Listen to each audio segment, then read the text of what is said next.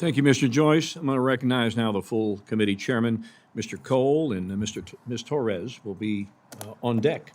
Mr. Cole. Thank you very much, Mr. Chairman.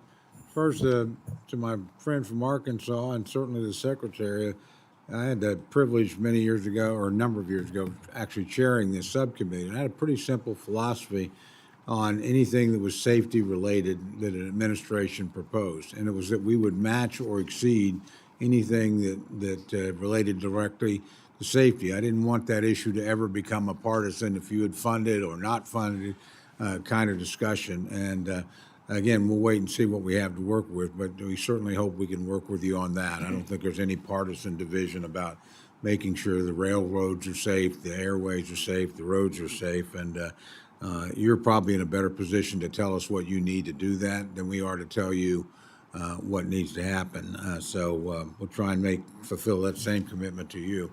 Our air traffic control system, as you know, is facing a lot of strain, particularly at our busiest towers. And I want to thank you for your visit to the Mike Monroney Aeronautical Center in February and your decision to announce a hiring surge immediately afterward was a clear signal of your leadership and commitment to addressing the shortage of controllers that we've seen grow over many years. The FY26 skinny budget reflects the department's commitment to accelerate air traffic controller hiring, requesting increases in FAA operations for a hiring surge in the Air Traffic Control Academy. So we appreciate that, and we're going to try and work and meet your requests there. As you know, the FAA Academy itself is actually a world-class facility. It's trained generations of controllers to the highest standards. And in my view, the complexity and precision required for this safety-critical workforce demands a centralized, hands-on training environment and not a patchwork of remote or decentralized approaches. So, again, we appreciate your efforts. I was very pleased last week, just to update you, to have the opportunity to deal with the acting administrator, and I hope I don't butcher his name, but Richelieu, about bringing additional teaching resources to the Academy. Can you update us on the progress FAA has made toward addressing the air traffic controller shortfall, and how many candidates did we actually hire last year? Yeah, I appreciate the question, and I appreciate the engagement from the Oklahoma delegation. You guys have been wonderful to work with and have given the support to the Academy that's necessary. So what you think would be a very simple set of solutions to get more butts in seats at the Academy is far more complicated than that, and we've been working through streamlining testing, getting the best test scores through the process and in the Academy. What we've done is we have air traffic controllers who are teaching the classes in the Academy, but not all of the classes are specifically air traffic control specific. So we're going to bring in professors to teach the non-specific air traffic control classes. That'll free up air traffic controllers to teach additional classes, which means we get more instructors in the Academy, which means we can get more kids, young people, through the Academy.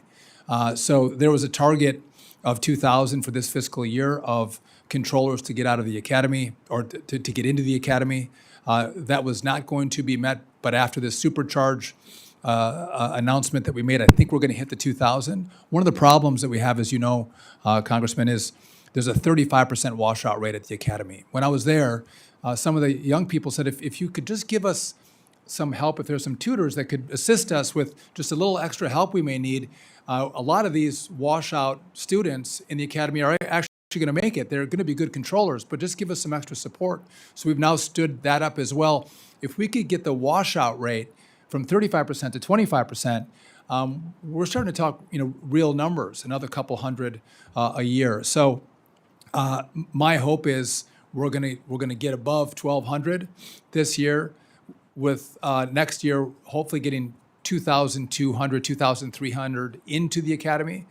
And then we've offered a bonus to controllers who are actually experienced. They can retire after 25 years.